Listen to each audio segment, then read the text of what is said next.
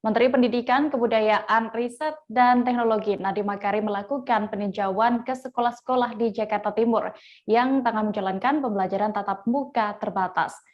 Terdapat 3 sekolah yang dikunjungi oleh Nadiem, yakni ada SD Santo Fransiskus 3, SMP PGRI 20, dan SMA Negeri 71. Dalam kunjungannya, Nadiem ingin memastikan pelaksanaan PTM terbatas sesuai dengan protokol kesehatan dan ketentuan dalam surat keputusan bersama 4 menteri terkait pembelajaran di masa pandemi. Kabar selengkapnya akan disampaikan rekan wartawan dari Tribun News, Fahdi Falevi, yang kini sudah terhubung bersama kami. Halo Fahdi. Ya, baik Dea. Fahdi, bisa Anda gambarkan tadi bagaimana pantauan Anda mengenai proses PTM terbatas di sekolah yang dikunjungi oleh Mendikbudristek?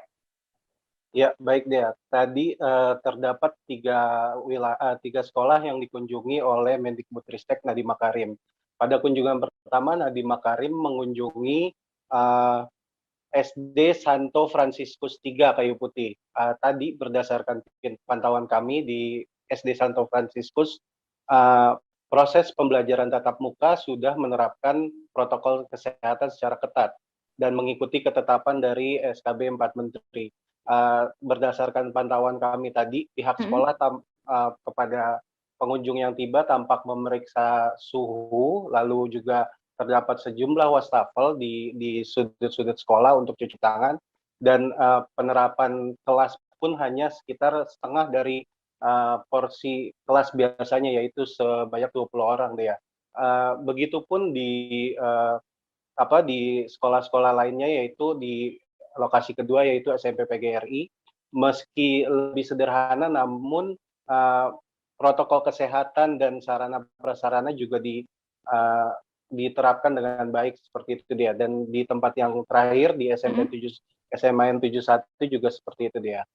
Oke, lalu saat tadi pantauan Anda saat Menteri Mendikbudristek ini tadi ya, Nadiem mengunjungi siswa yang tengah menjalani PTM terbatas, ada pesan kah yang disampaikannya?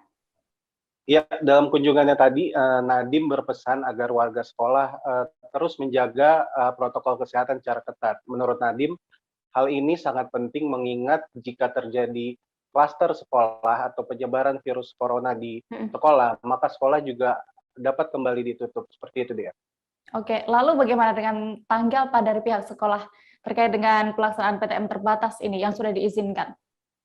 Ya, tadi tanggapan warga sekolah baik dari siswa maupun guru sangat baik sekali.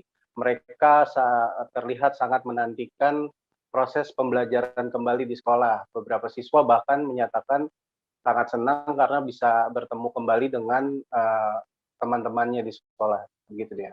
Oke, Fadil, lalu ini terkait rencana Kemendikbudristek dengan penerapan PTM terbatas kali ini di perguruan tinggi. Untuk rencana ke depannya, apakah ada informasi? Ya, tadi Nadiem menegaskan bahwa sekolah yang berada di wilayah PPKN level 1 sampai 3 diperbolehkan, maksud kami perguruan tinggi diperbolehkan untuk menerapkan pembelajaran tatap muka terbatas. Namun tadi Nadiem mengatakan aturan yang diberlakukan nanti berbeda dengan PTM terbatas di sekolah, karena kan cakupan dari perguruan tinggi dengan sekolah cukup berbeda. Demikian dia. Baik, Tribuners, tadi rekan Fahdi juga sudah berhasil mendapatkan keterangan dari Mendikbudristek Nadiem Makarim. Berikut liputan lengkapnya.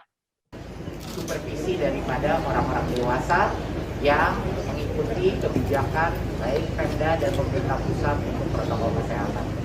Jadi ini hari yang menggembirakan karena ini membuktikan bahwa sekolah bisa membuktikan bahwa ada harapan buat anak-anak kita, dan tentunya keputusan terakhir untuk mengirim anaknya ke sekolah atau tidak ada di orang tua. Orang tua lah yang akan menentukan anaknya mau pergi. Jangan lupa subscribe, share, komen, dan like ya.